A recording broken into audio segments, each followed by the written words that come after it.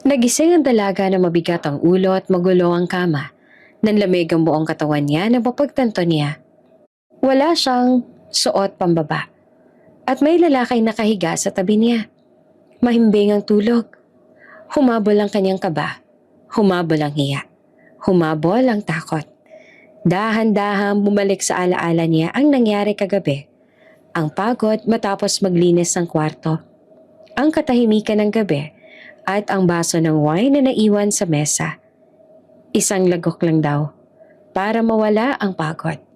Hindi niya alam ang isang lagok na yon ay naging simula ng isang lihim na babago sa kanyang buhay.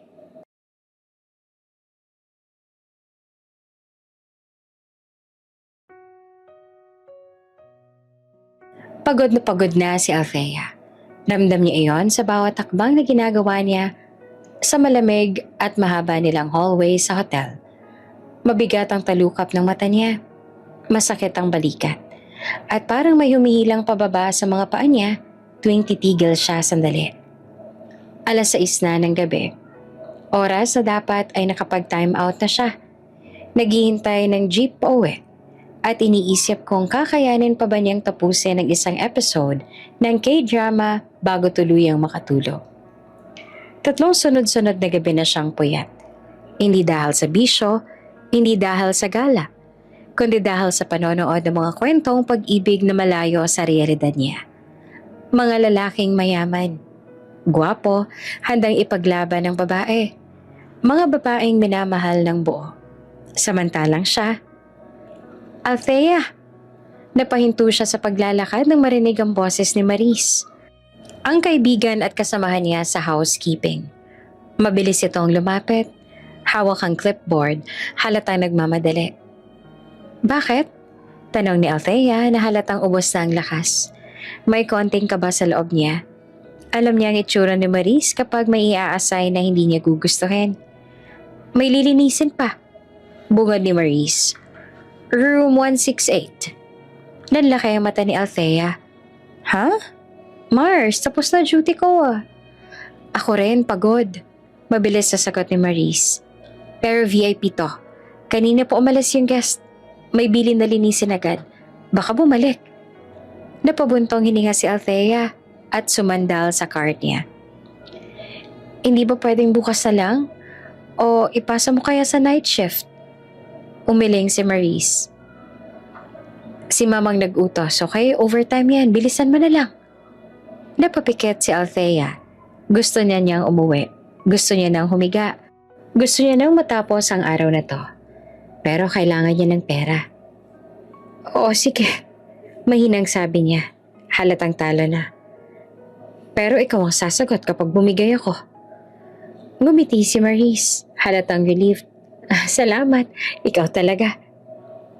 Tahimik ang VIP wing ng hotel. Mas malamig ang hangin, mas makapal ang carpet, at mas tahimik kesa sa ibang palapag. Habang tinutulak ni Althea ang cart papunta sa dulo ng hallway, pakiramdam niya ay mas lalo siyang inaantok sa katahimikan. Huminto siya sa tapat ng room 168. Saglit siyang huminga ng malalim bago pinasok ang keycard. Isang mahinang beep at bumukas ang pinto. Pagpasok niya, agad siyang napatigil. Grabe naman, bulong niya. Magulo ang buong kwarto. Hindi yung simpleng gusot, kundi yung tipong parang may naganap na matinding pagod o kapabayaan. May mga damit na nagkalat sa sahig. Polo, pantalon, medyas. Sa gilid ng kama may brief na basta nalang iniwan. Sa upuan, may bra. Sa ilalim ng mesa, may undergarment. Napangiwi si Althea. Kadiri naman. Hindi niya napigilang masabi. VIP pa to ha? Pinagmasdan niya ang paligid. Malaki ang kama. Mamahalin ang muebles. Malinis ang bintana. Halatang mahal ang binabayaran ng guest. Pero parang walang pakialam sa kalat. Hindi porke may pambayad, may asal na. Dagdag niya sabay iling. Pero kahit nainis, kahit pagod, gumagalaw pa rin siya. Isinuot niya ang gloves at nagsimulang pulutin ang mga nagkalat. Maingat niyang hinawakan ang bawat peraso ng damit. Nilalagay sa tamang lagayan. Pilit iniisip kung sino ang nagsuot ng mga iyon. Tuwing may mapupulot siyang underwear, napapailing siya sa inis. Parang di marunong magligpit. Bulong niya. Habang naglilinis, napapansin niya kung gaanong kaayos ang kwarto kapag walang kalat. Tahimik, malinis. Parang ibang mundo kumpara sa maliit niyang inuuwian. Nang makarating siya sa kama, inayos niya ang gusot na kumot at punda. Ramdam niya ang bigat ng katawan niya habang yumuyuko at humahatak ng tela. Pawis na ang noo niya. Konti na lang, sabi niya sa sarili. Nang matapos siya, umatras siya ng ilang hakbang at tiningnan ang kwarto. Maayos na ulit. Parang walang naganap. Parang walang bakas ng kung ano ang kaguluhan. Isinara niya ang ilaw. Hinila ang cart palabas. At bago tuluyang lumabas ang kwarto, saglit siyang tumigil. Hindi niya alam kung bakit, pero may kakaibang pakiramdam siyang dumaan sa dibdib niya. Parang may naiwan. Parang may nakatingin. Parang may kwartong may tinatagong lihim. Iniling niya ang ulo. Pagod lang to, bulong niya. Isinara niya ang pinto ng room 168. Hindi niya alam na babalikan niya ang kwartong yon sa paraang hindi niya inaasahan. Pawis na si Althea nang tuluyan niyang matapos ang paglilinis. Parang bumigay ang balikat niya habang nilalapag niya ang huling basurahan sa cart. Mabigat ang katawan niya. Nanginginig ang tuhod sa pagod. At pakiramdam niya ay ilang oras na siyang hindi humihinga ng maayos. Tahimik na tahimik ang kwarto ngayon. Malinis, maayos. Parang walang bakas ng kaguluhang nadatnan niya kanina. Isang mahabang buntong hininga ang pinakawalan niya. Sa wakas, mahina niyang sabi. Isa-isa niyang pinatay ang mga ilaw. Una, ang lampshade. Saka ang ilaw sa may mesa. Hanggang sa ang natira na lang ay ang liwanag na pumapasok mula sa malaking bintana. Napahinto siya. Maliwanag ang buwan. Hindi yung karaniwang liwanag kundi yung malinaw, bilog at tahimik na parang may sariling mundo sa labas. Tumatama ang sinag nito sa sahig. Umaabot hanggang sa gilid ng kama. Napapatingin siya roon. Parang biglang bumagal ang oras. Ang liwanag, bulong niya.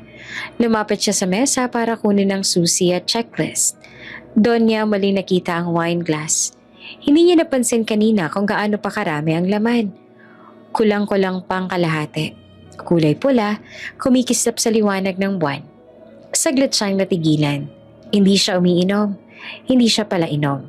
Pero sa gabing yon, parang may kung anong humihila sa atensyon niya. Siguro dahil pagod siya. Siguro dahil antok. Siguro dahil gusto lang niyang mawala kahit sandali ang bigat ng araw niya. Isang lagok lang, sabi niya sa sarili. Pampatanggal lang ng pagod. Tiningnan niya ang paligid. Tahimik, walang tao. Sa VIP wing, walang papasok basta-basta. Marahan niyang iniangat ang baso at pinala sa labi. Isang lagok, nanlaki ang mata niya. Uy, bulong niya. Hindi mapait, hindi masakit sa lalamunan. May init na dumaan, pero may tamis din na kakaiba. Parang unti-unting pinapawi ang pagod niya. Napatingin siya ulit sa baso. Konti pa, sabi niya na parang nanghihikayat sa sarili. Isa pang lagok. Mas mahaba, mas buo. Hindi niya alam, hindi niya inisip na sobrang lakas pala ng wine na yon. Ramdam niya agad ang init sa sikmura niya. May kakaibang hilo na gumapang pataas sa ulo niya. Saglit siyang napapikit at sumandal sa mesa. Mahinang umol niya. Inilapag niya ang baso at tumawak sa gilid ng mesa. Parang umikot ang kwarto. Hindi mabilis. Dahan-dahan lang. Parang inaantok na bata. Napatawa siya ng mahina. Grabe. Parang bumigat ang katawan ko. Lumakad siya papunta sa kama. Pakiramdam niya ay masyadong malambot ang sahig. Naupo siya sa gilid ng kama. Bahagyang tumalbog ang kutsyon sa bigat niya. Doon niya napansin kung gaanong kasarap umupo. Kung gaanong kasarap magpahinga. Ilang segundo lang ang lumipas. Pero parang humaba ang oras. Ang liwanag ng buwan ay tumatama ngayon sa mukha niya. Pakiramdam niya ay mainit ang pisngi niya. Mabigat ang talukap ng mata. Sandali lang, sabi niya na halos pabulong. Ihihiga lang ako saglit. Hindi niya na hinubad ang sapatos. Hindi niya inisip ang oras. Hindi niya inisip na nasa trabaho pa rin siya. Humiga siya sa kama. Una ay patagilid. Tapos ay tuluyan ng dumapa. Napabuntong hininga siya nang maramdaman ang lamig ng unan sa pisngi niya. Ang sarap, mahina niyang sabi. Ramdam niya ang antok na parang kumot na bumabalot sa buong katawan niya. May bahagyang hilo, may bahagyang init, pero mas nangingibabaw ang pagod. Hindi niya namalayan na masyado na pala siyang nakainom. Na ang isang lagok lang ay naging higit pa. Na ang kama ay hindi na dapat hinihigaan ng isang tagalinis. Unti-unting bumagal ang paghinga niya. Humupa ang ingay sa ulo niya. Ang liwanag ng buwan ay nananatiling nakasilip. Tahimik sa saksi. At doon sa gitna ng isang VIP room, sa isang kama na hindi kanya, si Althea ay tuluyang nakatulog. Walang kamalay-malay na may ibang taong babalik sa kwartong iyon at ang gabing ito ay hindi na basta matatapos sa antok lang. Tahimik ang hallway ng hotel nang bumukas muli ang pinto ng room 168. Hindi na ito ang parehong katahimikan kanina. May kasamang mabigat na yabag, may kasamang mahinang ungol, at may halong amoy ng alak na dala ng lalaking kakapasok pa lamang. Si Xander de Vera. Bahagyang nakasantal siya sa pinto ng isareto sa likod niya. Pinikit niya sandali ang mga mata, parang sinusubukang pigilan ang pag-ikot ng mundo. Mabigat ang ulo niya, mainit ang katawan niya, at ramdam pa rin niya ang ingay ng kasal sa pinanggalingan niya. Tawanan, musika, sigawan, at walang katapusang tagay. Paulo, bulong niya na parang kausap ang hangin. Kasal ng kaibigan niya iyon sa Cebu. Isang engrandeng okasyon. Masaya, maingay, at punong-puno ng alak. Hindi niya mabilang kung ilang baso ang naubos niya. Whiskey, wine, kung anong inabot. Hindi niya intensyong malasing. Pero nang dumating ang puntong lahat ng tao ay masaya na, parang wala na siyang dahilan para magpigil. Tahimik siyang umakyat sa kwarto. Wala siyang bodyguard sa gabing iyon. Hindi niya kailangan. Hindi rin naman siya kilala ng publiko. Sa labas, si Xander de Vera ay walang muka. Hindi artista, hindi politiko, hindi influencer. Pero sa likod ng katahimikan ng apelyido niya, isa siyang tagapagmana ng De Vera family. Isa sa pinakamalaking may-ari ng media at broadcast network sa bansa. Ang DVN network ay kanila. News, shows, negosyo, lahat hawak ng pamilya. At dahil doon, maingat ang bawat galaw niya. Private ang buhay niya. Walang retrato sa social media. Walang balita sa dyaryo. Kahit ang mga kaibigan niya ay iilan lang ang may alam kung sino talaga siya. Sa gabing iyon, gusto lang niyang humiga. Hindi niya na binuksan ang ilaw. Hindi niya na hinanap ang switch. Hinayaan lang niya ang liwanag ng buwan ang gumabay sa kanya sa loob ng kwarto. Sapat na yon para makita ang hugis ng kama, ang mesa, ang bintana. Tinanggal niya ang coat at basta na lang inihagis sa upuan. Inalis ang sapatos. Tinulak palayo gamit ang paa. Mabigat ang bawat galaw niya. Lumapit siya sa kama. At doon siya napatigil. May tao. Isang babae. Nakahiga sa gitna ng kama. Nakatagilid, mahimbing ang tulog. Bahagyang gumagalaw ang balikat sa bawat paghinga. Natatakpan ng kumot ang kalahati ng katawan. Ang buhok ay nakakalat sa unan. Tinatamaan ng liwanag ng buwan. Napakurap si Xander. Ha? Mahina niyang sabi. Una niyang inisip baka mali ang kwarto. Pero sigurado siya. Room 168. Ito ang kwarto niya. Dito siya nag-check-in. Dito siya umalis kanina. Napahawak siya sa sentido. Ano to? Sinubukan niya mag-isip pero sabay-sabay ang pag-atake ng hilo at pagod. Parang ayaw makisama ng utak niya. Isang hotel staff? Di naman siguro.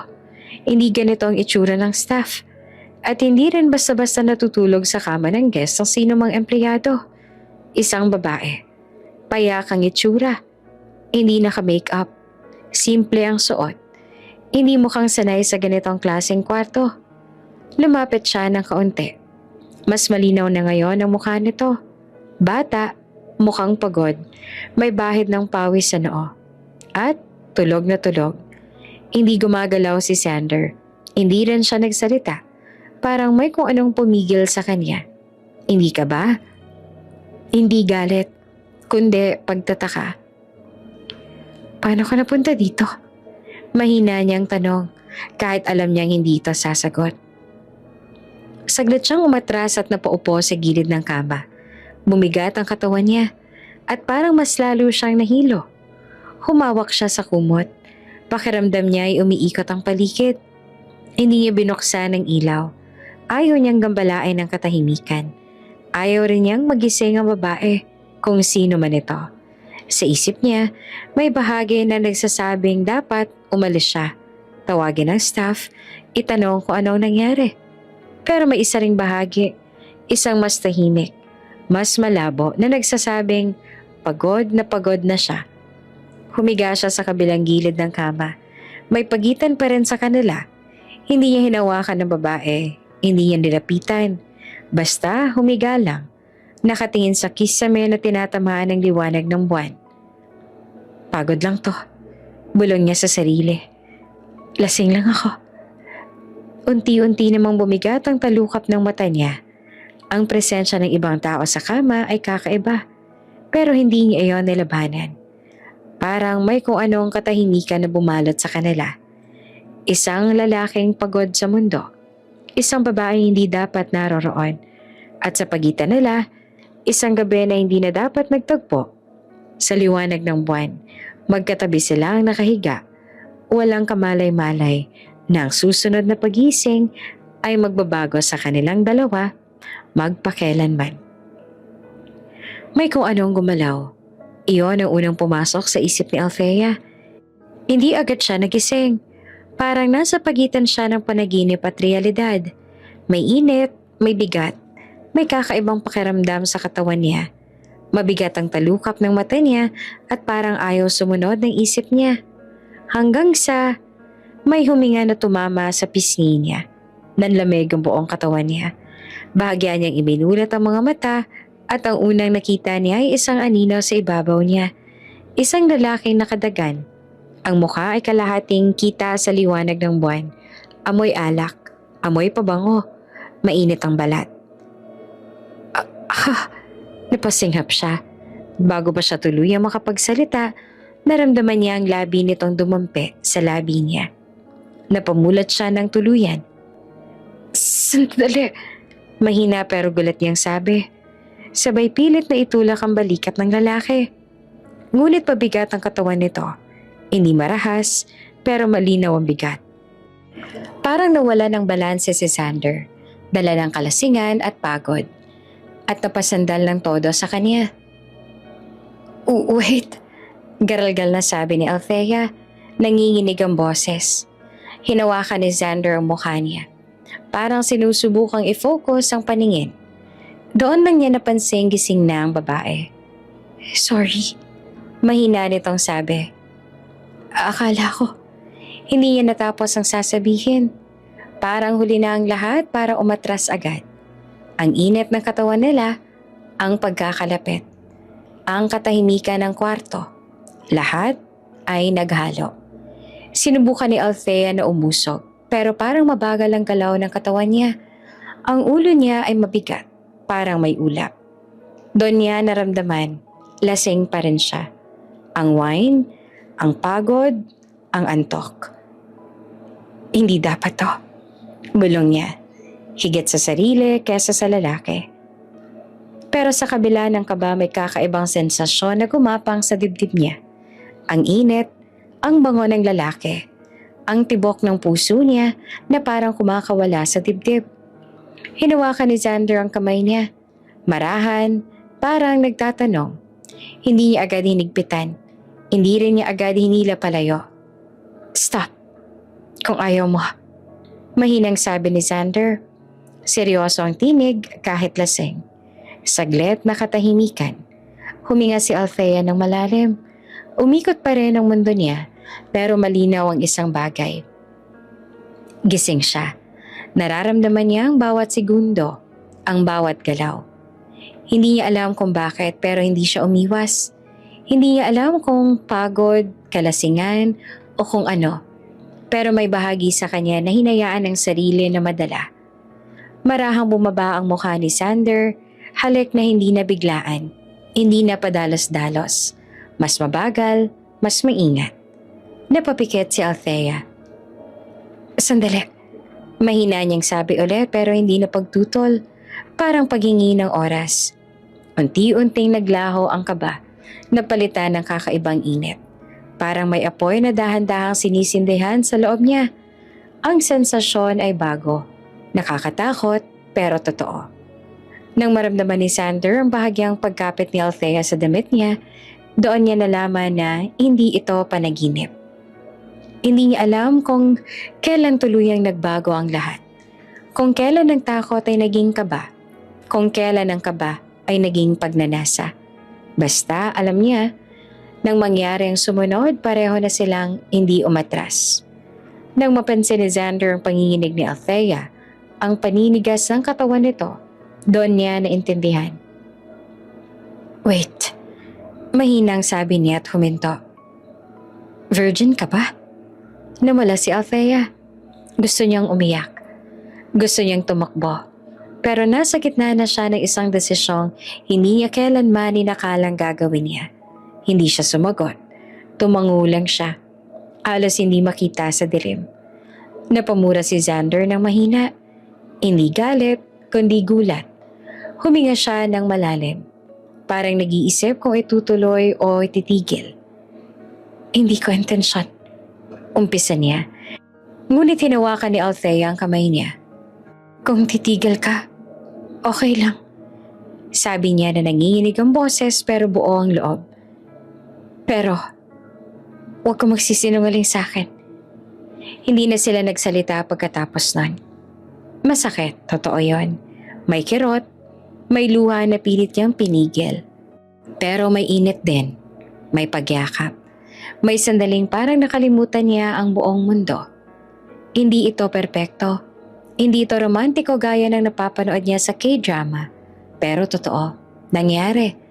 At matapos ang lahat, magkatabi silang humiga. Parehong pagod, parehong tahimik. Nakatitig si Althea sa kisame. Hinihingal pa rin. Si Xander ay nakatagilid. Nakapikit, parang unti-unting tinatalo ng antok. Hindi sila nag-usap. Walang pangako, walang pangalan. Ilang minuto lang pareho silang tuluyang nakatulog. Hindi nila alam na ang gabing iyon ay hindi matatapos sa pagmulat sa umaga. Na ang isang pagkakamali, isang desisyong ginawa sa gitna ng antok at alak ay magiging simula ng isang buhay na hindi nila kayang takasan. Nagising si Althea sa katahimikan. Hindi iyon yung payapang katahimikan ng mahimbing na tulog, kundi yung biglaang pagmulat na may kasamang kaba. Mabigat ang dibdib niya, mainit ang pisngi, at parang may humila sa sikmura niya pababa. Unang dumampi sa isip niya ang isang katotohanang hindi niya agad gustong tanggapin. May katabi siya. Nanlaki ang mata niya nang maramdaman ang bigat ng isang braso sa bewang niya. Huminto ang hininga niya. Dahan-dahan siyang gumalaw. Parang takot na may magising. Nakita niya ang lalaki. Nakahiga sa tabi niya. Nakapikit, mahimbing ang tulog. Ang mukha nito ay malinaw na ngayon sa liwanag ng madaling araw. Hindi na anino. Totoo na. Malapit, sobrang lapit. Biglang bumalik sa alaala niya ang mga nangyari. Ang halik, ang init, ang sakit. Ang desisyong ginawa niya kahit takot siya. Napahigpit ang hawak niya sa kumot. Diyos ko, pabulong niyang sabi. Umupo siya sa kama, nanginginig ang kamay. Doon niya napansin, wala siyang suot pambaba. Nanlamig ang buong katawan niya. Parang binuhusan ng malamig na tubig ang ulo niya. Hindi, hindi to pwedeng mangyari. Hindi to pwedeng malaman ng kahit sino. Hindi pwedeng magkakilala sila. Hindi pwedeng maulit. Kailangan niyang umalis. Ngayon na. Dahan-dahan siyang tumayo mula sa kama. Maingat na huwag gumawa ng ingay. Ang sahig ay malamig sa paa niya. Nilingon niya ang lalaki. Di pa rin ito gumagalaw. Huminga siya ng malalim at nagsimulang maghanap ng damit sa dilim. Uniform niya. Blusa, palda. Nakita niya ang sapatos sa gilid ng kama. Kinuha niya iyon. Hawak sa isang kamay, sinilip niya ang sahig. Ang upuan, ang mesa. Wala. Hinaplos niya ang kumot. Wala. Ang underwear niya, wala. Napapikit siya at pinipigilan ng pag-iyak. Nasaan ka? Bigla siyang napatigil ng gumalaw ang lalaki sa kama. Napasingap naman si Althea. Wala nang isip-isip. Agad siyang dumapa at nagtago sa ilalim ng kama. Hawak niya ang hininga niya. Parang isang batang nagtatago sa taguan. Mula sa ilalim, nakita niya ang mga paa ng lalaki na bumaba sa kama. Nakaramdam siya ng bahagyang pagyanig habang tumatayo ito. Narinig niyang ungol. Halatang kagigising lang. Napapikit siya ng mahigpit. Sana bumalik na lang siya sa kama. Sana hindi siya tumingin sa paligid. Sana. Narinig niya ang yabag papunta sa banyo. Bumukas ang ilaw at sumara ang pinto. Doon lang siya huminga ng maluwag. Ngayon na. Mabilis siyang gumapang palabas. Hindi na iniintindi kung marumi ang ilalim ng kama. Kinuha niya ang blusa at palda. Isinuot ng mabilis kahit hindi maayos.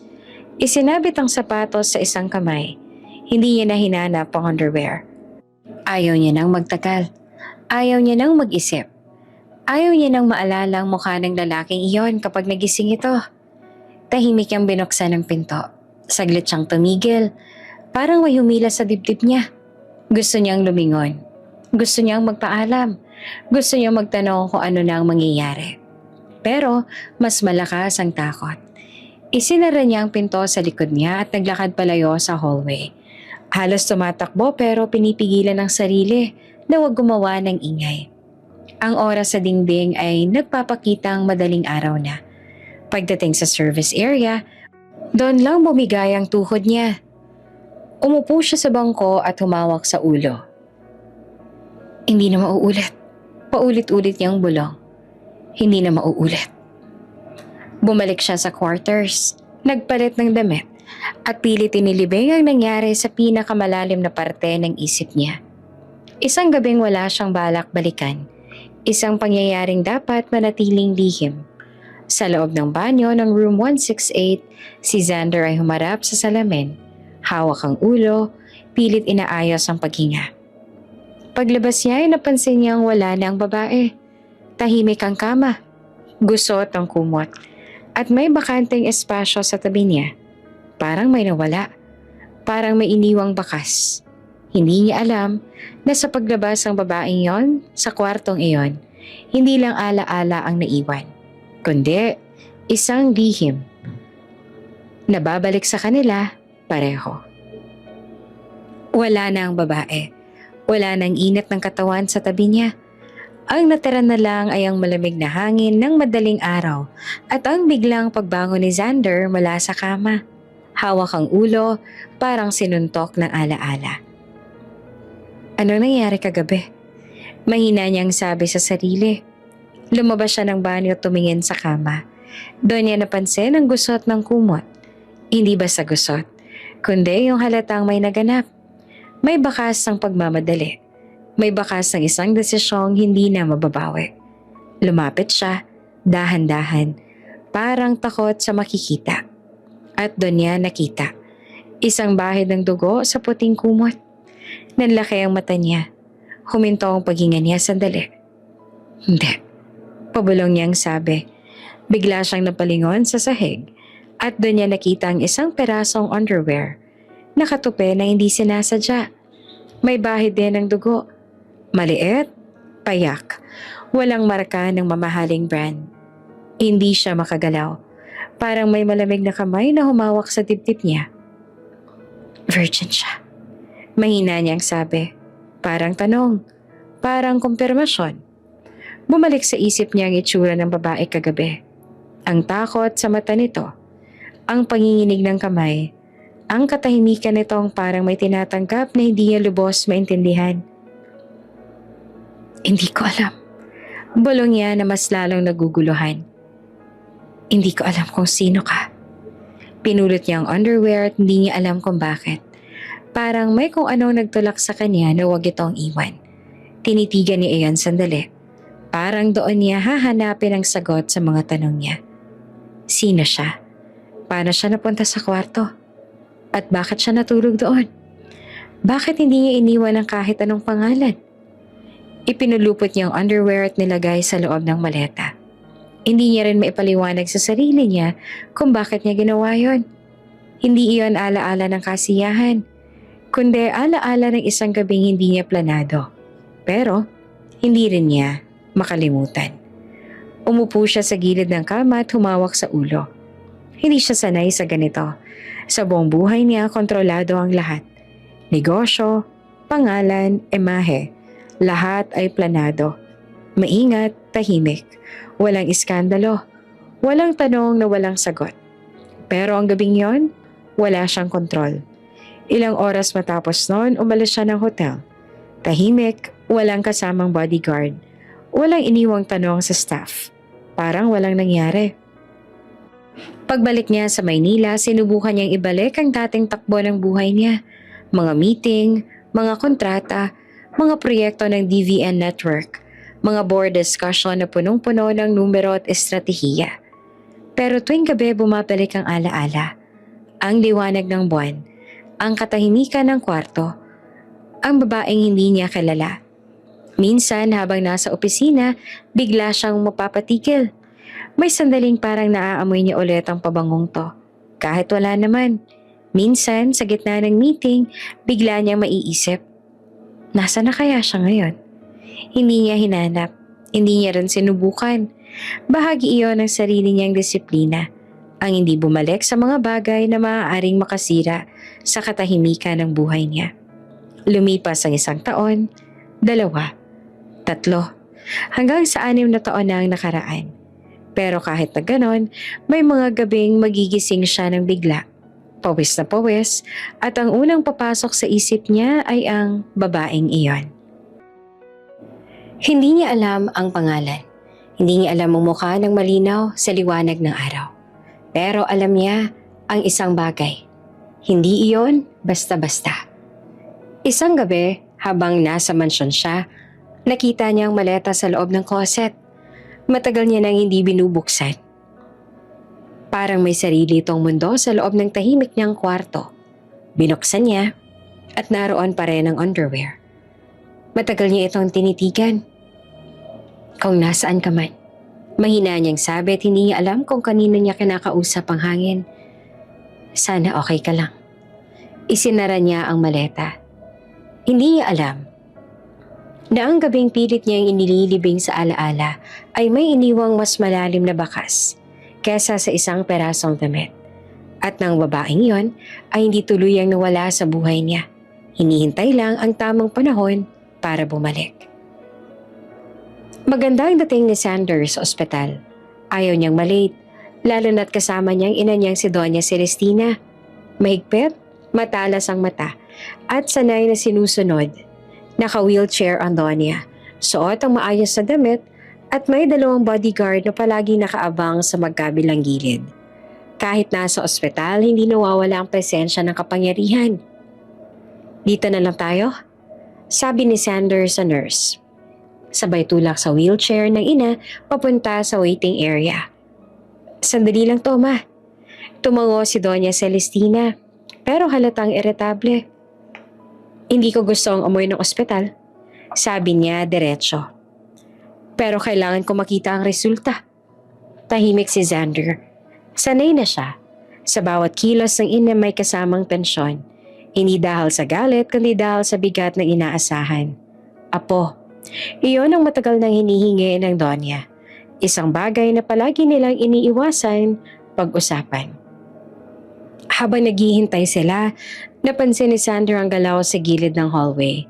May mga pasyente, may mga nurse, may mga batang takbuhan, normal na tanawin. Hanggang sa may isang batang dumaan sa harap nila. Mabilis ang takbo, may hawak na laruan. Isang batang lalaki. Napahinto ang tingin ni Sander. Hindi dahil sa gulo kundi dahil sa anyo. May kung anong tumama sa dibdib niya. Isang pamilyar na pakiramdam. Ang hugis ng mukha, ang hugis ng ilong, ang tindig ng ulo kahit bata pa. Sander? Biglang sabi ni Doña Celestina na nanginginig ang boses. Nilingon niya ang ina.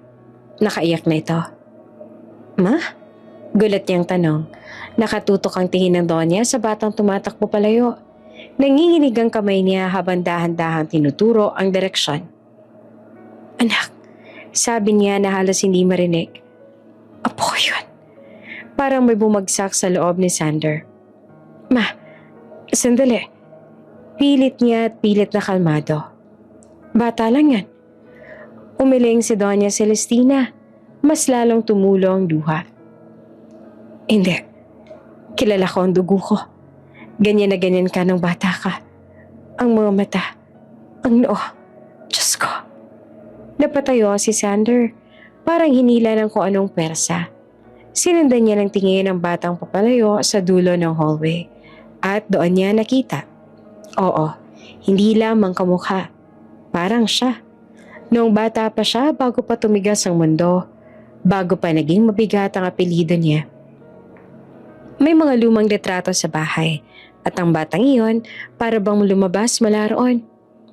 Ma, mahina niyang sabi na ngayon ay siya nang may kaba sa boses. Hindi pwede. Biglang lumiko ang bata at nawala sa paningin. Hanapin mo! Halos sigaw ni Doña Celestina. Habulin mo! Huwag mo hayaang mawala! Nagtingin na ng mga bodyguard. Agad silang kumilos. Naglakad palayo sa direksyong tinuro ng Doña. Tumayo si Sander at sumunod. Ang dibdib ay mabigat. Ang isip ay nag-uunahan ng tanong. Sino ang bata? Nasaan ang magulang? Bakit ganito ang pakiramdam? Sa kabilang hallway huminto ang bata at lumingon sandali. Parang may hinahanap. Saglit nagtagpo ang paningin nila ni Sander. Isang iglap lang, pero sapat na yon para tumibok ng malakas ang puso ni Sander. Kobe! Sigaw ng isang babae mula sa malayo. Napalingon naman ang bata at biglang tumakbo ulit. Kobe? Ulit na Sander sa sarili. Sander! Sigaw ni Doña Celestina mula sa likod. Huwag mo nang pakawalan, Diyos ko! Pakiramdam ko mawawala siya. Humabol si Sander. Hindi na iniisip kung tinitingnan sila ng mga tao. Pero mabilis ang bata. Sanay sa pasikot-sikot ng ospital. Sa isang sulok, tuluyan itong nawala. Huminto si Sander, hinihingal. Nagbalik ang mga bodyguard na may kaba sa muka. Sir, hindi po namin nakita. Tumango si Sander. Pilit hinahabol ang hininga. Bumalik siya sa ina.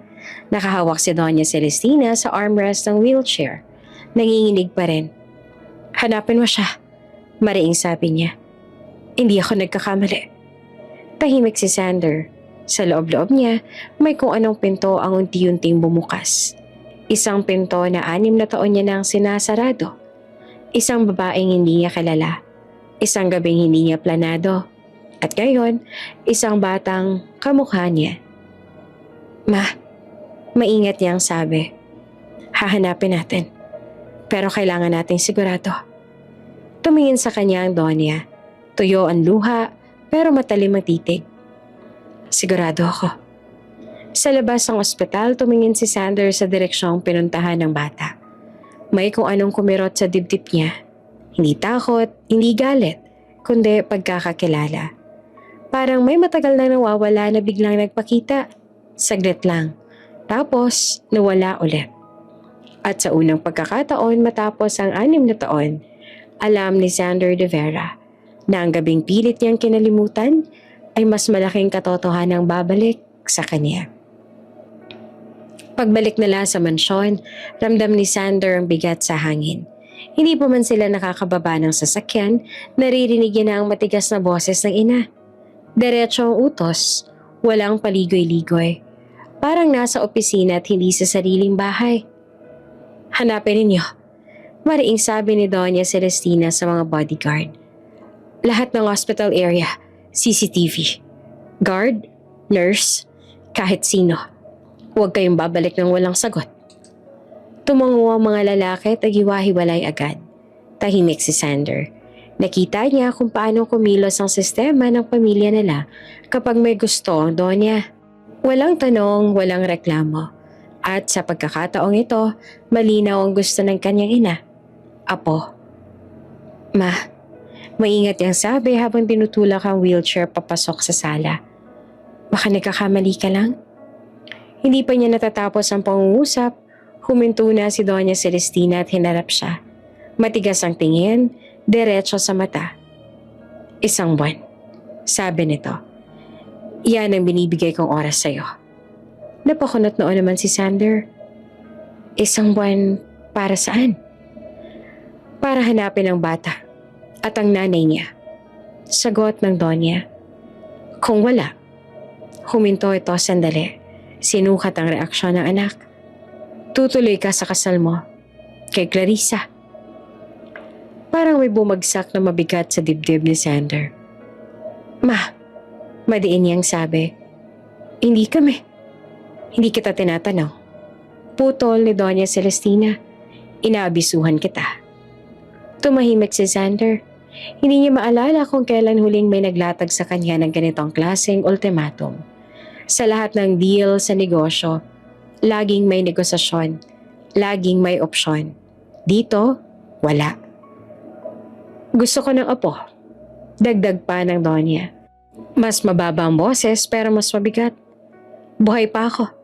Gusto kong makita. Hindi na siya sumagot. Sa halip ay napatingin siya sa malaking hagdan papunta sa 2nd palapag. Doon may pinto na matagal nang nakasara. Halika, sabi ni Doña Celestina. May ipapakita ako sa'yo. Sumunod naman si Sander kahit alam niya na ang sasabihin ng ina. Pagbukas ng pinto, bumungad ang isang kwarto. Maliwanag, malinis, may maliit na kama, laruan sa gilid at isang rocking chair sa tabi ng bintana. Pinagawa ko yan, sabi ng Donya, para sa apo ko. Hindi naman makapagsalita si Sander. Handa ng lahat, dagdag nito. Kulang na lang, siya.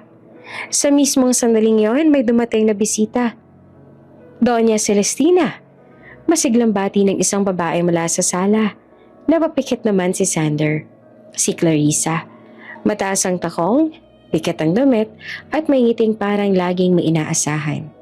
Lumapit ito kay Sander at agad siyang hinawakan sa braso. Shan, malambing na sabi. Miss na kita. Inalis ni Sander ang braso niya. Hindi pastos pero malinaw. Clarissa, umiling ang babae. Parang walang napansing pagtanggi. Sabi ni tita may usapan daw tayo. Tumikim si Doña Celestina. Clarissa, maupo ka. Umupo ang babae. Diretso ang likod. Parang handang-handa sa interview. Nakatingin siya kay Sander na parang sigurado ng resulta. Sander, sabi ng Donya. Kilala mo si Clarissa. Matagal niya nang hinihintay ang desisyon mo. Huminga ng malalim si Sander. Ma, hindi ko siya girlfriend. Hindi mo siya girlfriend. Ulit ni Doña Celestina. Pero siya ang pinakamalapit sa magiging asawa mo. Napangiti si Clarissa at sumingit. We're perfect together. Business, pamilya, lahat. Aligned. Hindi ako interesado. Sagot ni Sander. Nanigas ang ngiti ni Clarissa pero mabilis niyang inayos. Hindi mo pa ako lubos sa kilala. Tama na. Putol ng Donya. Hindi tayo nandito para magtalo. Tumayo si Sander. Ma, kung ang gusto mo ay apo, hayaan mo akong hanapin ang batang nakita natin. Tumingin sa kanya ang Donya. Sinukat ang determinasyon sa mukha niya. 1 buwan. Ulit nito. 1 buwan lang. Kung wala, magpapakasal kayo. Tahimik ang buong sala. Si Clarissa ay nakapamewang sa ngayon. Halatang hindi natutuwa pero pinipigil ng sarili. Pumapayag ako, sabi ni Xander sa wakas. Hahanapin ko ang mag-ina. Ngumiti naman si Doña Celestina, kontento, mabuti. Paglabas si Xander ng sala, ramdam niya ang presyon sa bawat hakbang. 1 buwan, 1 bata, 1 babae na 6 na taon niya nang hindi kilala, at 1 kasal na ayaw niya. Sa labas, tumingin siya sa langit. Tahimik ang gabi, pero magulo ang isip niya. Hindi niya alam kung paano magsisimula, pero alam niya ang isang bagay. Hindi siya papayag na itali ang buhay niya sa isang desisyong hindi niya pinili. At kung may batang kamukha niya sa mundong ito, hahanapin niya bago pa tuluyang maubos ang oras. Maaga nagising si Althea sa tunog ng mahinang ubo. Agad siyang bumangon at nilapitan ng maliit na kutsyon sa gilid ng kwarto kung saan natutulog ang anak niya. Nakaupo si Kobe, yakap ang maliit na unan. Bahagyang hinihingal. Mommy, mahina nitong tawag. Kinabahan si Althea at hinaplos niya agad ang noo ng bata. Hindi mainit pero halatang hirap huminga. Sandali lang ha. Sabay niya at pilit na kalmado. Kahit kabado na, inabot niya ang inhaler sa maliit na mesa. Dahan-dahan. Sanay na sila. 6 na taon niya nang inaalagaan ng batang may hika at allergy. Alam niya ang bawat hudyat, ang bawat ubo, ang bawat paghingal. Pero kahit nasanay, hindi pa rin nawawala ang takot. Matapos ang ilang sandali, bumuti ang paghinga ni Kobe. Napangiti ito ng bahagya. Okay na ako, Mommy, sabi nito. Napaupo naman si Althea sa sahig at napabuntong hininga. Huwag mo na akong takutin ng ganyan. Ngumiti naman si Kobe parang walang nangyari. Sorry. Tumingin si Althea sa maliit na lang kwarto. 1 kama, 1 kutsyon, 1 cabinet. Hindi malaki pero sapat. Dito sila nakikitira. Malapit sa bahay ng tiyahin niyang si Tisay. Hindi man komportable pero ligtas. Bangon na tayo? Sabi niya. May lakad si Mommy ngayon. A-apply ka na? Tanong ni Kobe. May excitement sa boses. Tumango si Althea. Oh, matagal niya nang pinaghahandaan ang araw na to. Sa kabila ng lahat, sa kabila ng pagiging single mom, sa kabila ng takot at pagod, nakapagtapos siya ng business management. Hindi madali. May mga gabing umiiyak siya habang nag-aaral. May mga araw na halos hindi siya makapasok sa klase dahil walang magbabantay kay Kobe. Pero kinaya niya. At ngayon narito na sila sa Maynila. Lumuwas siya dala ang anak, ang kaunting ipon at ang malaking pag-asa na makahanap ng trabahong magbibigay sa kanila ng mas maayos na buhay. Habang nag-aalmusal sila, dumating si Tisay. May dalang pandesal. Oh, kumain muna kayo, sabi nito. Lyra, ikaw muna kay Kobe mamaya ha? Lumabas ang pinsan niyang si Lyra, hawak ang cellphone. Ako na, Ate Althea. Hatid ko na siya sa park mamaya. Gumiti naman si Althea. Salamat, babalik naman ako agad. Bihis na bihis siya ng araw na yon. Simple, ngunit maayos. Itim na slacks, puting blouse, at flat shoes. Hindi siya naghahangad ng ingrandeng itsura. Gusto lang niyang magmukhang handa. Habang naglalakad siya palabas, napahinto siya sandali at tiningnan ang anak. Be good, okay? Sabi niya. Tumango si Kobe. Good luck, Mommy! Huminga siya ng malalim bago tuluyang umalis. Sa jeep papuntang city, hawak niya ang folder na may lamang resume. Paulit-ulit niyang binabasa ang nakasulat doon.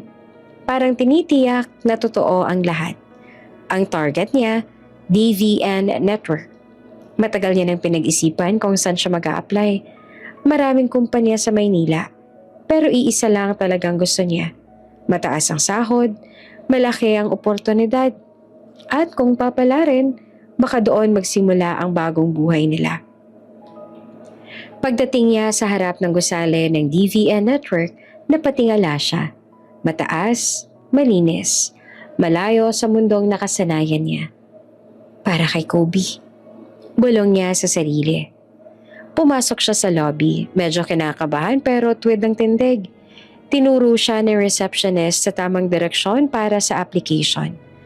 Habang naghihintay siya sa pila, napaisip siya sa mga nagdaang taon. Ang gabing pilit niyang kinalimutan.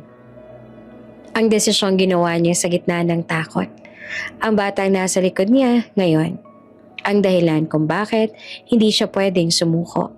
Hindi niya alam. Nasa gusaling iyon, sa kumpanyang iyon, unti-unti nang papalapit ang landas niya. Sa lalaking matagal na ring hinahabol ang alaala. At nang bagong simula na inaasam niya, ay may kasamang lihim na hindi niya kayang kontrolin. Mahigpit ang hawak ni Althea sa folder ng resume habang papasok siya sa HR floor ng DVN network. Tahimik ang loob ng opisina. Malinis, maliwanag, at puno ng taong mukhang sanay sa ganitong klaseng mundo. Ramdam niya ang kaba. Pero hindi siya umatras. Kailangan ng trabahong to. Habang papalapit siya sa reception desk, may narinig siyang pamilyar na boses sa gilid. Mabilis lang to, may meeting ako. Napahinto si Althea. Hindi siya pwedeng magkamali. Kilala niya ang boses na yon. Matalas at may halong yabang. At parang laging may kasamang utos. Dahan-dahan siyang lumingon. At doon niya nakita si Clarissa. Maayos ang bihis, mataas ang takong at may kumpiyansang hindi nawawala. Parang pag-aari niya ang lugar. Sandaling nagtagpo ang paningin nila ni Althea. At sa isang iglap, nag-iba ang ngiti ni Clarissa. Ay, sabi nito na may halong panunuya. Ikaw na naman? Nanlamig si Althea. Hindi niya ito inaasahan. Sa lahat ng pwedeng makasalubong sa araw na yon, bakit siya pa? Good morning. Mahinahon niyang bate. Pilit iniiwasan ng gulo. Ngumisi si Clarissa. Ano ginagawa mo dito? A-apply po. Sagot ni Althea ng diretso. May schedule po ako sa HR. Biglang tumawa si Clarissa. Maikli at malamig. A-apply? Dito? Lumapit ito tiningnan mula ulo hanggang paa si Althea. Parang hinuhusgahan ang bawat detalye. Alam mo ba kung nasan ka? Alam ko, sagot ni Althea. DVN network.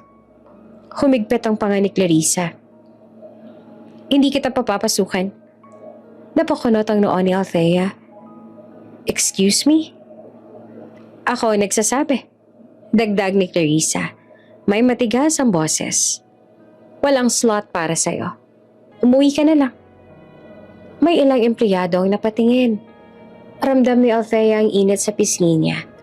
Halo ng hiya at galit. Pero hindi siya umatras. Hindi po kayo HR. Maayos pero madiin niyang sabi. Kung may desisyon man, hindi po yan galing sa inyo. Nanlaki ang mata ni Clarissa. Ang kapal ng mukha mo. Ngumiti si Althea. Hindi pa rin umaatras. Mas pakapal po yata ang pagharang sa aplikanteng walang ginagawa sa inyo. May mga bulong-bulong sa paligid. Halatang hindi inaasahan ni Clarissa ang sagot. Alam mo ba kung sino ako? Tanong ni Clarissa. Bahagyang nakataas ang baba. Hindi ko po kailangan. Sagot ni Althea. Ang alam ko lang po, andito ako para magtrabaho. Lalo pang uminit ang hangin. Parang sasabog na si Clarissa nang biglang bumukas ang pinto ng opisina sa gilid. Ano nangyayari dito? Tahimik ang paligid. Lumingon si Althea at parang huminto ang mundo.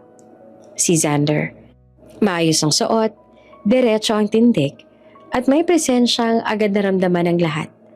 Lumapit siya, seryoso ang muka. Tiningnan ng dalawa. Clarissa, malamig niyang sabi. May problema ba? Biglang nag-iba ang tono ng babae. Wala naman, Xander. Inaayos ko lang. Hindi ka HR. Putol ni Xander. At wala kang karapatang humarang sa aplikante. Nandigas si Clarissa. Pero, enough, sabi ni Xander. Hindi mataas ang boses pero may bigat. You're done here. Napalingon si Xander kay Althea. Saglit siyang napatigil. May kung ano namang kumislot sa isip niya. Isang pakiramdam na hindi niya agad maipaliwanag. Oops! May break muna. Gusto mo bang ma-shoutout dito sa channel ni Ate Jane? Mag-comment lang ng lesson you learned from the latest story uploaded. Dahil pipili kami ng isang best comment of the day para i-shoutout sa susunod na upload. Kaya huwag kalimutang mag-iwan ng lesson you learned after you watch this video. Maraming salamat! Shoutout nga pala kina Maria de la Cruz from Coronadal City, Athena Membrot from Abulog, Cagayan, at Victoria Roldan. Sa ating mga taga-subaybay, paki-comment naman po sa baba kung taga saan kayo para alam ko kung hanggang saan umaabot ang mga kwento ni Ate Jane at para ma-shoutout ko rin kayo sa mga susunod pa nating mga kwento. Maraming salamat sa pakikinig.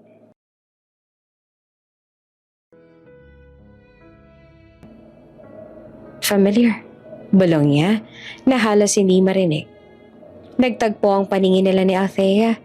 Mabilis ang tibok ng puso niya. Pero pinigilan niya ang sarili. Hindi siya dapat magpakita ng kahit anong pagkabigla. Pasok ka, sabi ni Xander tinuturo ang opisina. Interview? Napasingap si Clarissa. Xander! Clarissa! Mariing sabi niya. That's enough. Walang nagawa ang babae kundi ang umalis. Halatang galit na galit. Pumasok naman si Althea sa opisina ni Xander. Nanginginig pa rin ang tuhod. Umupo siya sa harap ng mesa. Pilit inaayos ang sarili. Name? Tanong ni Xander, professional na ulit ang tono. Althea, sagat niya. Althea Reyes. Tumango si Xander, pero hindi niya inalis ang tingin sa mukha niya. May kung ano hindi tugma sa alaala niya. Pero may pamilyar na bigat. Let's start, sabi niya sa wakas.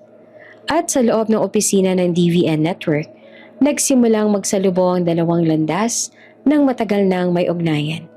Kahit pareho pa nilang itinatanggi. Tahimik ang loob ng opisina ni Xander. Mula sa labas, mukhang karaniwang interview lang. Mesa, upuan, bintana. Pero sa loob ni Althea, parang may bagyong pilit niyang pinapakalma. Maayos ang pagkakaupo niya. Tuwid ang likod. Parehong kamay nakapatong sa folder ng resume. Sabihin mo sa akin, sabi ni Xander habang binubuklat ang papel. Anong posisyon ang ina-applyan mo? Huminga si Althea ng malalim. Kahit ano po. Diretsong sagot niya. Admin assistant, entry level, kahit saan niyo po ako ilagay, kailangan ko lang po talaga ng trabaho. Bahagyang napatigil si Xander sa pagbuklat. Tumingin siya sa mukha ni Althea, parang sinusukat kung totoo ba ang sinasabi. Business management, sabi niya na binabasa ang resume. Graduate ka? Opo. Bakit kahit ano? Tanong niya. Hindi naman nagpatuloy si Althea. Single mom po ako at mas mahalaga po sa akin ang stability kaysa sa title. Tumango si Xander. Hindi halata kung sang-ayon ba o nag-iisip. Ilang taon ang anak mo? Nabigla naman si Althea sa tanong. Pero hindi niya pinakita. 6? Lalaki? Mabilis sa sunod na tanong. Opo. May nag-aalaga habang nagtatrabaho ka?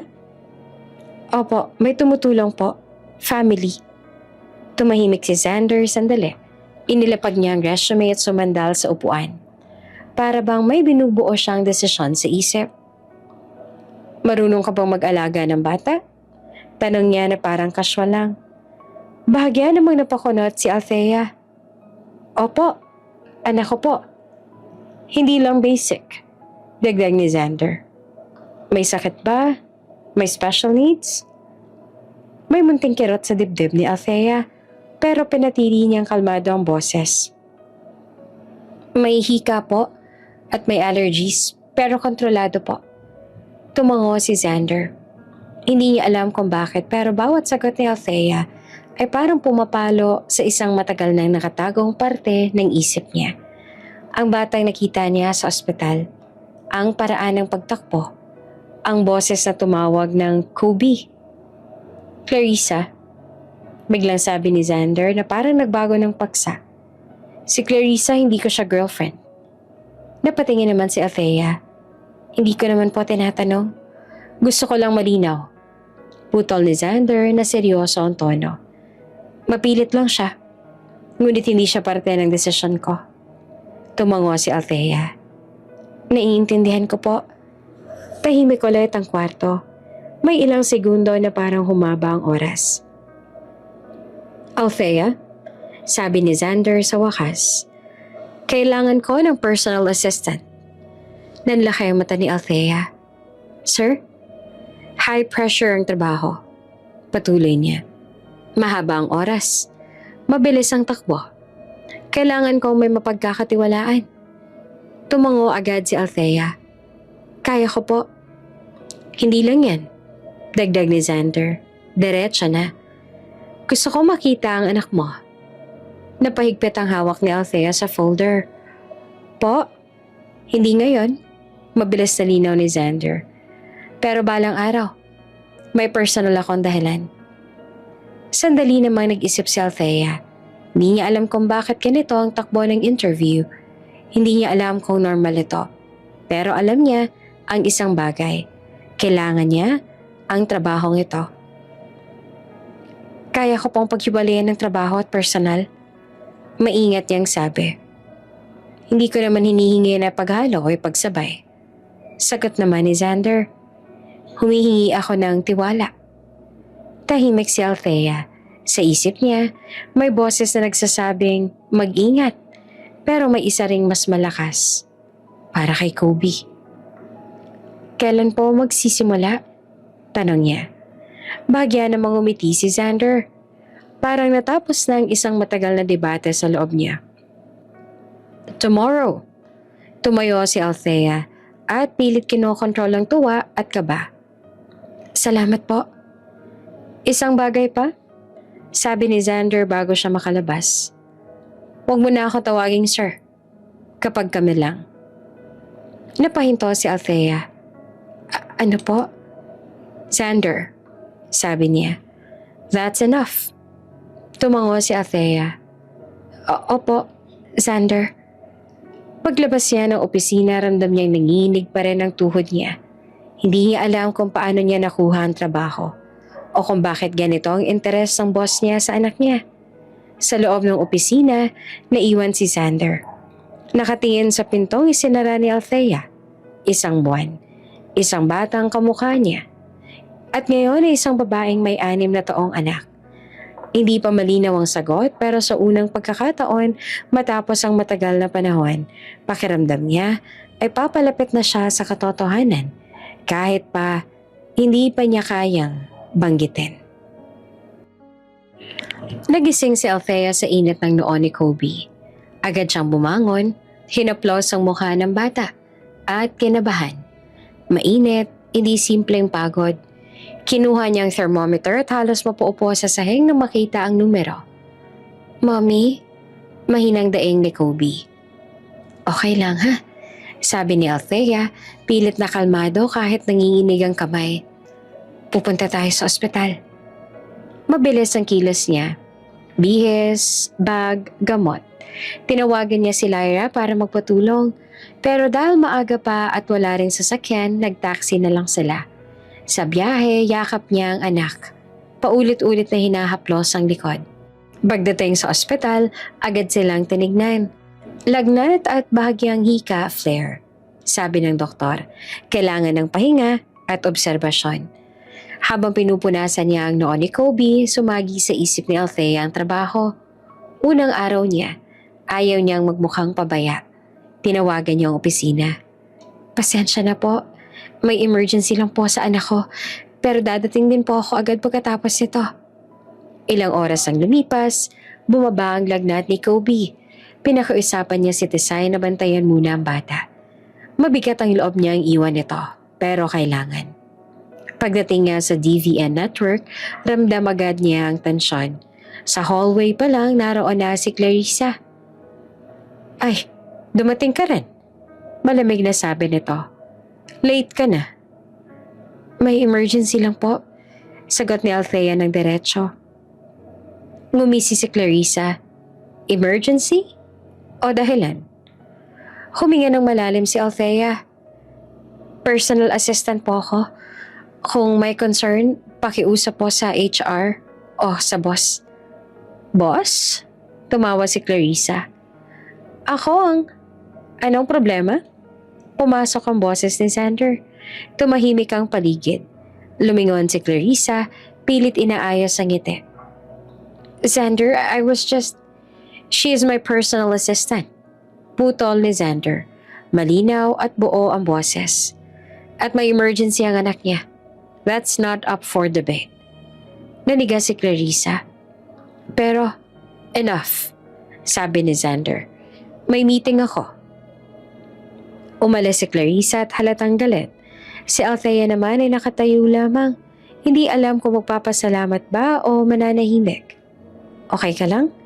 Tanong ni Xander habang naglalakad sila papasok ng opisina. Opo, sagot ni Althea. Salamat po. Pagkapasok nila ay biglang nag-iba ang templa.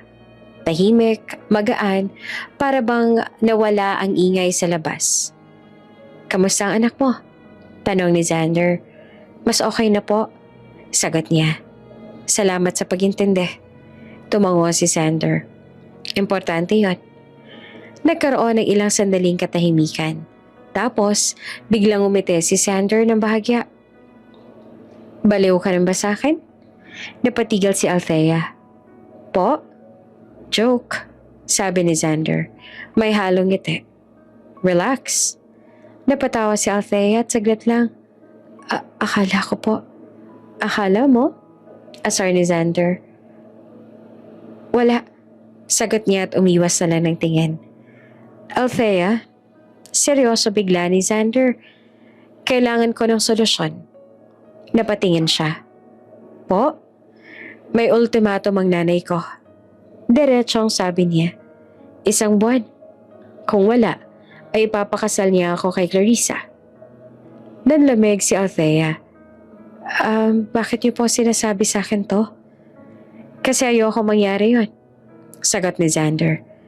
At may isang paraan. Huminga ng malalim si Althea. Ano po yun? Magpakasal tayo. Parang huminto ang oras.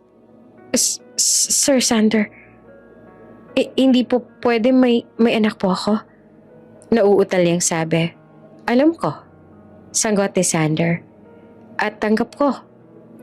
Hindi niyo po ako kilala? Giit ni Althea. Kilala ko ang determinasyon mo, sabi niya. At kailangan ko ng partner. Hindi palabas, kundi yung totoo. Tahimik si Althea. Sa isip niya, may takot, may pag-aalinlangan, may responsibilidad. Pero may isang katotohanan din. Kailangan niya ng proteksyon laban kay Clarissa at kailangan ng anak niya ng katahimikan. Hindi po ito romantic, sabi niya. Ngumiti si Xander. Hindi ko sinasabing madali. Huminga siya ng malalim. May kondisyon ako. Ano yun? Anak ko ang priority, sabi ni Althea. Walang aapakan. Tumango si Xander. Agreed. Isa pa, dagdag niya na mahina. Walang drama sa trabaho. Deal, sabi ni Xander. Saglit nakatahimikan. Tapos ay tumango si Althea. Sige. Ngumiti si Xander na parang may nabunot na tinik. Isang bagay pa. Ano po? Kapag kami lang, sabi niya. Wag na sir. Babe na. Namula si Althea. Xander. Tumawa si Xander. Joke. Half joke. Pero sa gitna ng biro, may isang kasunduan na nabuo. Hindi dahil sa kilig, kundi dahil sa pangangailangan. At sa likod ng lahat ng yon, may mga lihim na dahan-dahang gumagalaw, papalapit. Hindi pa tuluyan nakakalayo si Clarissa nang marinig niya ang huling sinabi ni Xander.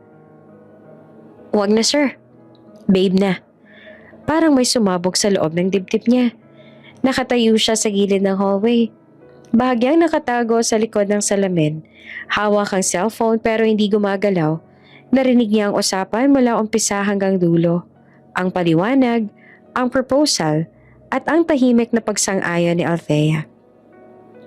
Magpapakasal sila. Hindi sa plano ng pamilya, kundi sa gusto niya. Kundi sa sarili nilang kasunduan. Humigpit ang panga ni Clarissa. Nanginginig ang kamay niya habang pinipigilan ng sarili na huwag pumasok at magsisisigaw. Lahat ng inaasahan niya, ang kasal, ang apelyido, ang pagiging ina ng susunod na De Vera, tila kinuha na ng isang babaeng biglang sumulpot. Isang assistant, isang single mom. Isang babaeng walang karapatan sa mundo niya, ayon sa isip ni Clarissa. Hindi pwede. Pabulong niyang sabi, puno ng galit. Mabilis siyang lumabas ang gusali at pumasok sa sasakyan. Pag-upo pa lang niya, agad niyang tinawagan ng isang numero na kabisado na niya. "Renzo," malamig niyang sabi nang may sumagot. "Kailangan kita." "Ma'am?" Sagot naman ng lalaki. "Ano po yon?" "Gusto kong malaman ang lahat tungkol sa babaeng yan." Utos si Clarissa. Si Althea at ang anak niya. Sandaling katahimikan. "Kaya po yan," sabi ni Renzo. "Pero may bayad." Napangiti naman si Clarissa. Walang saya. "Dagdagan ko pa." Ilang araw lang lumipas, bumalik ang tawag. "Ma'am," mababa ang boses ni Renzo. "May nakuha akong impormasyon." "Magsalita ka na lang," sagot ni Clarissa at hindi na matago ang pananabik. "Yung bata," sabi ni Renzo. "Si Kobe." Nanigas si Clarissa. "Oh, ano ngayon ang bata?" "Anak ni Xander." Diretso ni Renzo. Parang naubusan ng hangin si Clarissa. "Sigurado ka?" Tanong niya na nanginginig ang boses. "Opo. Timeline checks out, ma'am. 6 na taon. Isang gabi sa hotel sa Cebu. Si Althea ang babaeng yun." Tahimik ang loob ng sasakyan, pero sa loob-loob ni Clarissa, may nagwawala. Anak. Ibig sabihin, may apo na si Doña Celestina at hindi siya magbibigay na to. Biglang nag-iba ang takbo ng galit niya. Hindi na lang selos, takot. Takot na baka maagawan. Takot na mawawala ang lahat ng pinaghirapan niyang pasukin. Yaman, posisyon, kapangyarihan. Hindi pwede. Ulit niya na mas madiin. Hindi pwede. "Anong gagawin natin, ma'am?" Tanong ni Renzo. Tumingin si Clarissa sa salamin. Nakita niya ang sarili. Maganda, maayos, pero galit na galit ang mga mata. "Kunin mo ang bata." Malamig niyang utos. "Ma'am," nag-aalinlangan naman si Renzo. "Kidnap." Ulit pa ni Clarissa ng diretso. "Walang dapat makakaalam. Gusto ko maramdaman ni Xander kung anong mawawala sa kanya." Tahimik si Renzo sandali. "Delikado yan. Mas delikado kung mananatili ang batang yan." Sagot ni Clarissa. "Hindi ko hahayaang may hahating apo sa yaman ng De Vera." Huminga ng malalim si Renzo. Kailan?" "Sa tamang oras," sabi ni Clarissa. "Kapag kampante na sila. Kapag akala nila ligtas na." Isinara ni Clarissa ang tawag at ibinaba na ang cellphone sa upuan. Sa labas ay maliwanag ang araw, pero sa loob niya, unti-unting dumidilim ang lahat. Hindi niya alam ay magsisimula na ang isang bangungot na hindi niya na kayang pigilan. At sa isang sulok ng lungsod, may isang batang walang kamalay-malay na siya na pala ang sentro ng digmaang sisira sa lahat ng kasinungalingan. Tahimik ang hapon sa kalsada pa uwi. Magkatabi sina Tisay at Lyra sa likod ng jeep, habang si Kobe naman ay nakaupo sa pagitan nila, hawak ang maliit na laruan. Medyo pagod ang bata pero maayos ang pakiramdam. Wala na ang lagnat at ang ubo ay paminsan-minsan na lang. Pag uwi, pahinga ka na agad, sabi ni Tisay tinahaplos ang buhok ni Kobe. Opo, sagot naman ng bata. Mahina pero nakangiti. Hindi nila napansin ang puting van na bumabagal sa likuran. Hindi rin nila narinig ang preno hanggang sa tuluyan itong huminto sa tabi nila. Mabilis ang lahat. Isang pinto ang bumukas. 2 lalaki ang bumaba. May humawa kay Lyra, may humila kay Kobe. Walang oras para sumigaw. Walang oras para makatakbo. Tita! Sigaw ni Kobe na nanginginig ang boses. Kobe! Sigaw naman ni Tisay, pilit hinahabol ang bata. Pero may isang kamay na pumigil sa kanya. Ilang segundo lang at nagsara ang pinto ng van. Tumakbo si Tisay sa gitna ng kalsada. Nanginginig, sumisigaw ng saklolo, ngunit mabilis na nawala ang van sa dulo ng kanto. Parang gumuho ang mundo.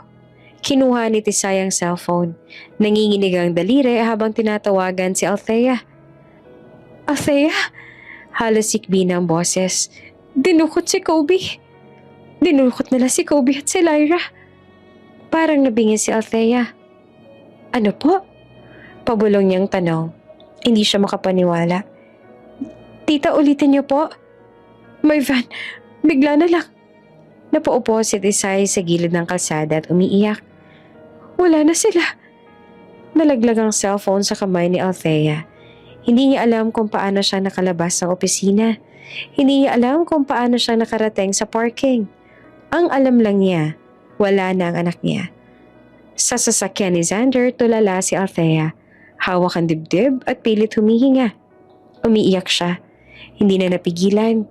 Buong lakas, buong takot. Xander, higbi niya. Nawala si Kobe. Tumigil ang sasakyan. Napalingon si Xander at nanlamig ang mukha. Ha? Anong ibig mong sabihin?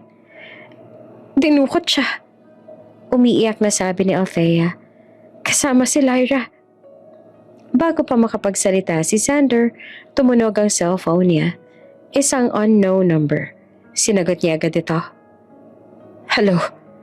Isang malamig na boses ang sumagot. Nasa akin ang anak mo. Parang may humigpit sa lalamunan ni Xander. Pumunta ka sa abandoned building sa Mayrides. Patuloy ng boses. Mag-isa. Walang pulis. Naputol ang linya. Tahimik ang sasakyan. Si Althea naman ay tuluyang bumigay. Yumuko. Umiyak. Anak ko. Paulit-ulit niyang bulong. Huminga ng malalim si Xander. Pilit na pinapakalma ang sarili. Makukuha natin siya. Mariin niyang sabi. Parang pangako sa sarili. Pero may bumabagabag na tanong sa isip niya. Isang tanong na matagal nang umuukil-kil. Ngayon ay mas malinaw. Althea, maingat niyang sabi. Taga Cebu ka ba? Napatingin naman si Althea at nagulat. Po? 6 years ago. Patuloy ni Xander na mababa ang boses. May nangyari sa isang hotel sa Cebu. Nanlamig ang mukha ni Althea. Parang binuksan ang isang pinto na matagal niya nang isinara. Hindi naman siya sumagot. Kinuha niya ang cellphone at binuksan ang gallery. Isang letrato ang pinakita niya kay Xander. Si Kobe, nakangiti, hawak ang laruan.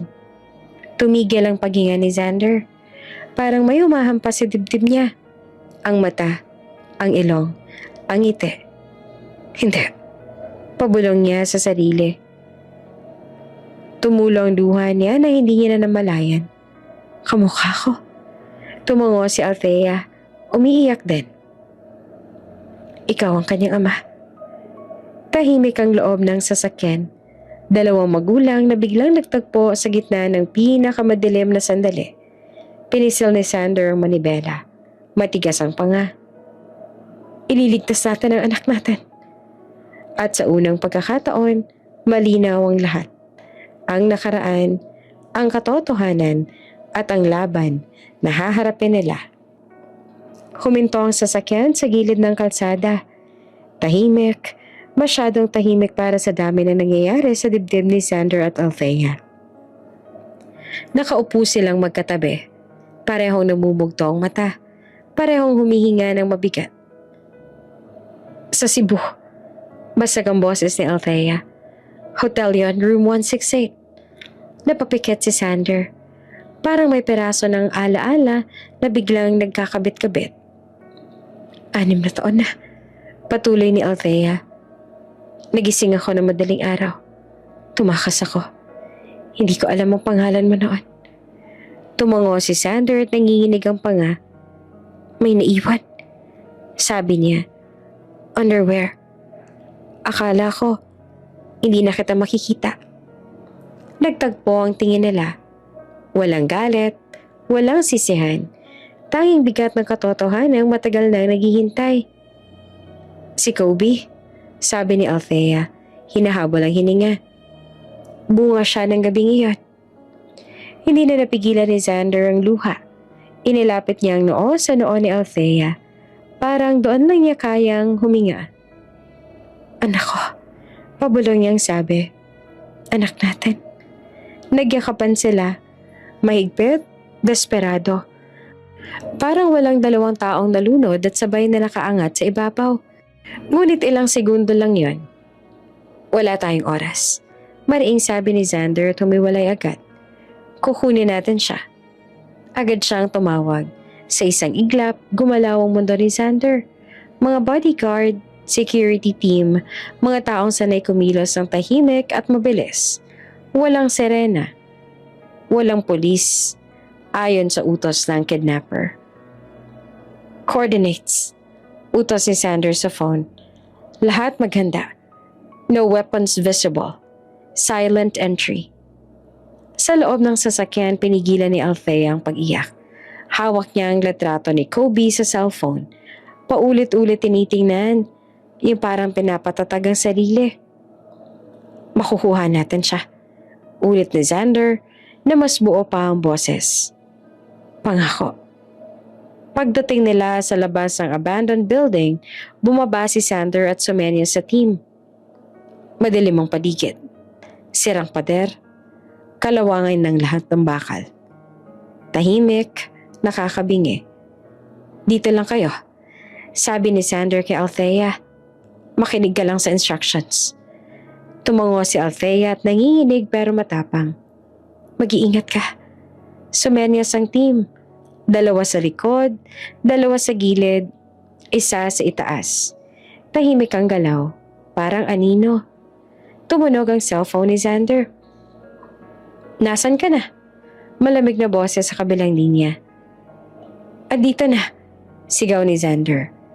Bitawan mo ang bata. Pumasok ka. Utos ng boses. Mag-isa. Huminga ng malalim si Xander. Okay. Pumasok siya sa gusali. Hakbang-hakbang ang pinipigil. Ang kaba, sa gitna ng dilim, narinig niya ang mahinang iyak. Daddy? Mahinang tawag. Parang may humila sa puso niya pababa. Kobe. Bulong niya. Daddy's here. May aninong gumalaw sa gilid. Isang batang babae ang lumabas mula sa dilim. Si Krista. Ang bilis mo, sabi nito at nakangiting walang init. Mukhang seryoso ka nga. Ilabas mo ang anak ko. Mariing sabi ni Xander. Tumawa naman si Clarissa. Anak mo? Ang bilis mo namang mag-angkin. Sa isang senyas, inilabas si Kobe. Nakatali ang kamay, maputla, nanginginig. Napasigaw si Althea sa labas. Pero pinigilan siya ng security. Ma! Iyak ni Kobe. Kobe! Sigaw naman ni Althea. Nangingilid ang luha. Gusto mo siyang mabuhay? Tanong ni Clarissa kay Xander. Magpakasal ka sa akin. Tahimik si Xander sandali. Tinitigan niya ang bata. Tinitigan ng babae, sa harap niya. Sige, sabi niya sa wakas. Papayag ako. Ngumiti si Clarissa. Mabuti. Doon na kumilos ang team. Isang iglap, may humawak sa braso ni Clarissa. May humila sa tauhan sa likod. May pumatid sa bantay. Tahimik, mabilis, eksakto. Ngayon na! Sigaw ni Xander. Kinalas ang tali ni Kobe. Tumakbo ito papunta sa ama.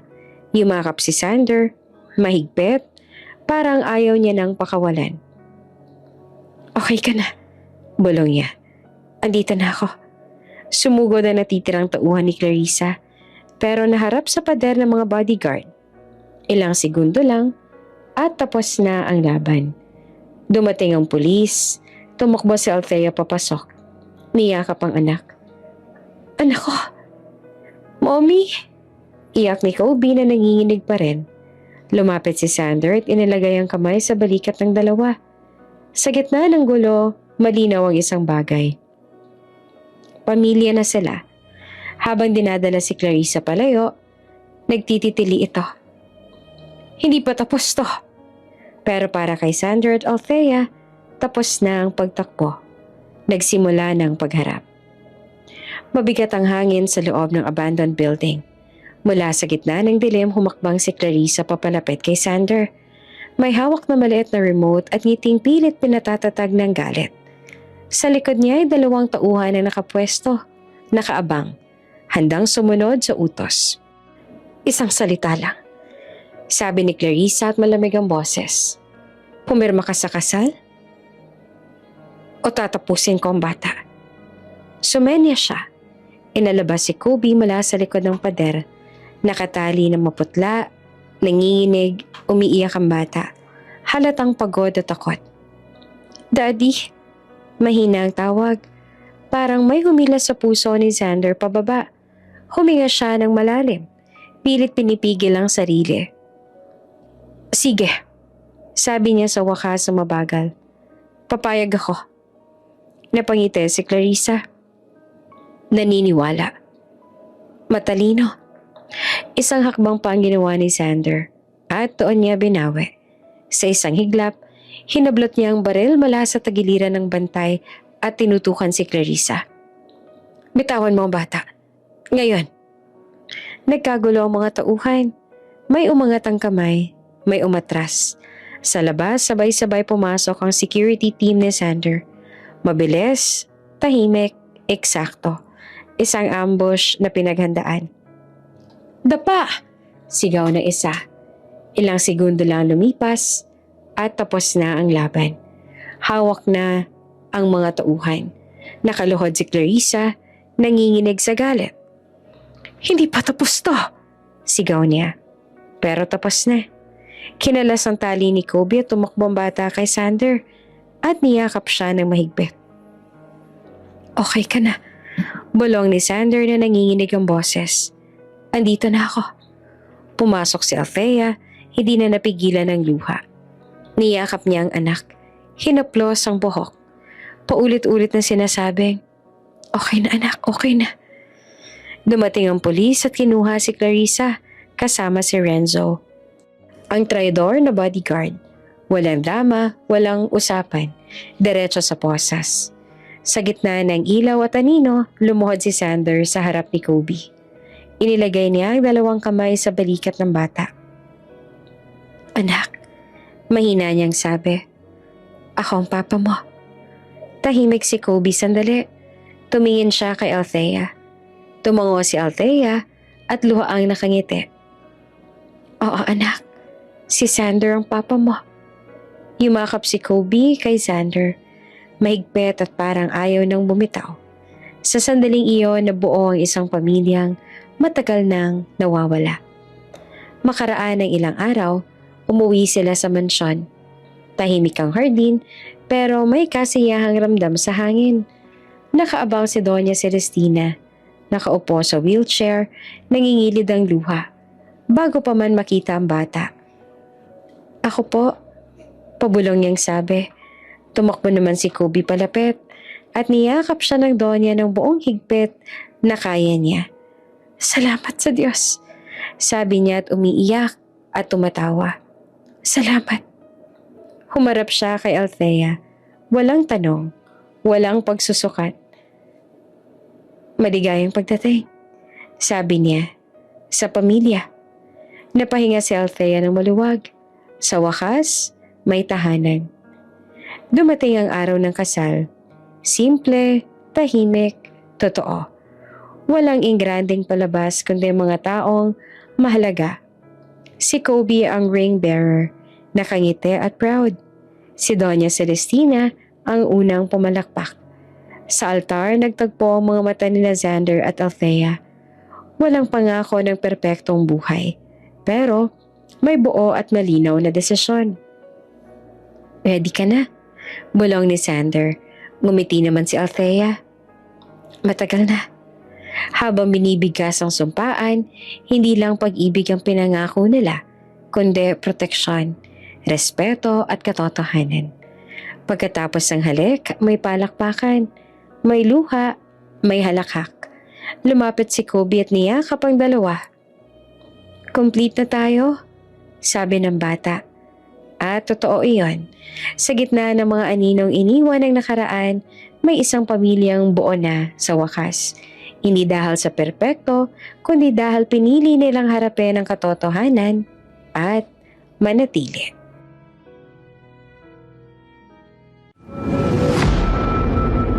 Kung bago ka pa lang sa channel na ito, Ate Jane TV, huwag kalimutang pindutin ang notification bell and subscribe button. Sana po hindi naman malaking abala sa inyo ang pagpindot ng subscribe button dahil ang kapalit po nito ay ang pagsuporta para makapag-produce ng mga libreng stories sa mga channels ni Ate Jane. Maraming salamat!